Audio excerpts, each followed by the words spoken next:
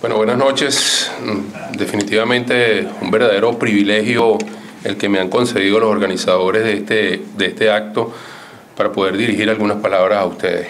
Antes de comenzar lo que quiero conversar con ustedes, quiero agradecer muy especialmente al profesor Agustín Blanco Muñoz, que también nos está acompañando hoy. Él viene de Venezuela y me trajo este libro, el libro que se llama El 11 de abril del 2002, Yo lo vi llorar, y habla el capitán Otto Gebauer.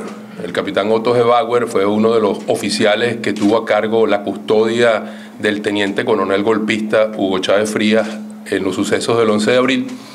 Y de verdad quiero agradecerle profundamente el gesto al profesor Agustín Blanco Muñoz, que ya me había hecho llegar un libro anteriormente, ya lo leí, pero este tiene una significación especial para mí porque está dedicado por el capitán Otto Gebauer. Muchísimas gracias, profesor, y bienvenido.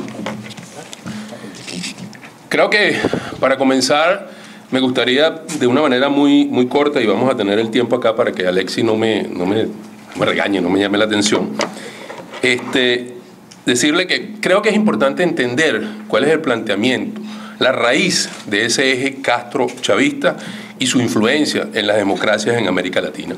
Yo creo que esto es bien importante, y hace unos minutos, por coincidencia con el poeta Cuadra, con Ángel Cuadra, lo conversábamos. Hay que remontarse necesariamente a la época de la influencia de Ronald Reagan y Margaret Thatcher, y tuvieron sobre lo que significó la disolución de un modelo comunista, el modelo comunista soviético de la Unión de Repúblicas Socialistas Soviéticas, y la posterior caída del muro de Berlín. Todos recordamos el glasnost, la perestroika, pero también es importante entender que eso que aparentó ser no significó la muerte del movimiento comunista, del marxismo-leninismo, del maoísmo y de una gran cantidad de movimientos que tienen una convicción totalitaria del poder. Por lo contrario, significó una oportunidad para reinventarse y en definir lo que algunos han definido, entre ellos yo me sumo a esa definición, el neocomunismo. Hay una frase que dijo Gorbachev en 1987, antes de que sucediera esto, en el Politburó del Partido Comunista Soviético, y decía: señores camaradas, no se sientan preocupados, sobre todo por lo que oigan acerca del glasnost, la perestroika y la democracia en los próximos años. Estos son principalmente para consumo externo. No habrá cambios significativos más que para propósitos cosméticos. Nuestro propósito es desarmar a los americanos y dejarlos que se duerman. Posteriormente a ello, vimos cómo efectivamente la Unión Soviética dejó de existir como tal, y vimos además otro elemento significativo, una reunión de los partidos comunistas más importantes en Europa, más importantes del mundo, que se reunieron en Europa, y vimos además la creación de lo que se llamó o se llama el Foro Social Mundial de Sao Paulo, creado en 1990 en la ciudad de Sao Paulo, Brasil, teniendo como anfitrión al todavía presidente de Brasil, Luis Ignacio Lula da Silva.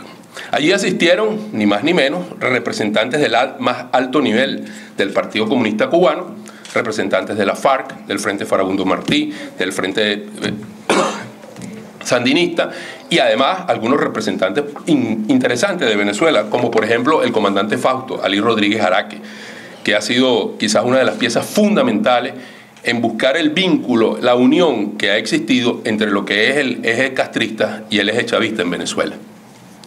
Pues bien, allí efectivamente se delineó una política que es lo que en estos momentos nosotros estamos viendo. Definitivamente hay un cambio importante, es el disfraz democrático de llegar y asumir y tomar el poder por la vía democrática y destruir la democracia desde la democracia. Eso es precisamente una de las grandes consecuencias de lo que está sucediendo y lo que ha complicado el entendimiento de muchas personas que siguen justificando de que el gobierno, por ejemplo, de Hugo Chávez es un gobierno democrático porque llegó al poder por la vía electoral, lo cual es cierto, y ganó las elecciones, lo cual es cierto. Pero de allí a que sea un gobierno democrático hay un largo trecho que seguramente, mientras más lo conversemos, más se convencerán aquellos que lo dudan de que eso no existe. En Venezuela la democracia está, cuando menos, en terapia intensiva. A mi modo de ver las cosas, ya murió y está a punto de ser enterrada. Solo un milagro que podemos hacer todavía lo podría salvar. Además de esto, hay un elemento bien importante, Y es que definitivamente para Fidel Castro, para el castrismo, Venezuela y Colombia siempre han sido las joyas de la corona de América Latina. Castro ha insistido e insistió reiteradamente en la toma de Venezuela, en la invasión por la vía de la violencia, por la vía de las armas. Para ello estableció vínculos importantes con los líderes guerrilleros en Venezuela, Douglas Bravo y Alí Rodríguez Araque. Nuevamente el nombre de Alí surge allí. Y falló. Fueron fallidos sus intentos en Machurucuto y otros tantos intentos de invadir el país por la vía de crear una fuerza desestabilizadora guerrillera. Sin embargo, Fidel nunca abandonó esa posición. Siempre estuvo cerca de los gobiernos democráticos de Venezuela, tratando de influir, tratando de entrar. Cuando en 1992, luego de la creación del Foro de Sao Paulo, se da un golpe de Estado fallido, un golpe de Estado que no se materializa y que lo da el teniente coronel Hugo Rafael Chávez Frías, a partir de ese momento, Fidel Castro identifica claramente cuál es el camino que hay que seguir y el apoyo a ese movimiento que en la anterioridad estaba siendo apoyado, liderado, incentivado por hombres como Douglas Bravo y Alí Rodríguez Araque. A partir de ese momento, repito, comienza el trabajo de Fidel sobre el chavismo. En 1996, recuérdenlo, la primera visita que hizo al salir de la cárcel al exterior Hugo Chávez es a La Habana y es recibido con honores de jefe de Estado en La Habana, Cuba. Su gran discurso en el Mar de la Felicidad en la Universidad de La Habana, cosas que parecían en aquel momento superficiales, pero con el paso del tiempo nos dicen mucho de lo que en realidad se estaba tejiendo y que muchos estábamos ignorando. El interés, además de Fidel, es un interés desde el punto de vista económico. Todos sabemos que la década de los 90 fue una década terrible, una revolución a punto de perecer, de fenecer por las grandes limitaciones desde el punto de vista económico. Encontraron en Hugo Chávez, en ese portaaviones, la posibilidad de continuar adelante. 11 años de subsidio, 11 años de utilización del petróleo como un instrumento geopolítico para dominar el Caribe, América Latina y para darle sustento a una revolución como lo es la Revolución Cubana. Además de esto, creo que hay una necesidad importante, luego de identificar la verdadera naturaleza de lo que estamos viendo, hay una necesidad importante, y en esto quizás debo personalizarlo. Desde hace más de 2 años he venido insistiendo con muchos amigos cubanos en la necesidad del esfuerzo que hay que hacer para confrontar a ese eje castrochavista, la creación desde una perspectiva democrática de un eje cubano-venezolano. Yo creo que definitivamente es un compromiso histórico que nosotros tenemos como venezolanos, unirnos con los cubanos y también buscar de una manera incluyente, movilizadora, a los otros pueblos latinoamericanos para hacerles entender que esto no se trata de un proyecto venezolano, este no es un proyecto cubano, este es un proyecto de carácter mundial con una profunda vinculación y enfoque latinoamericano, y que las democracias en riesgo en América Latina son realidades.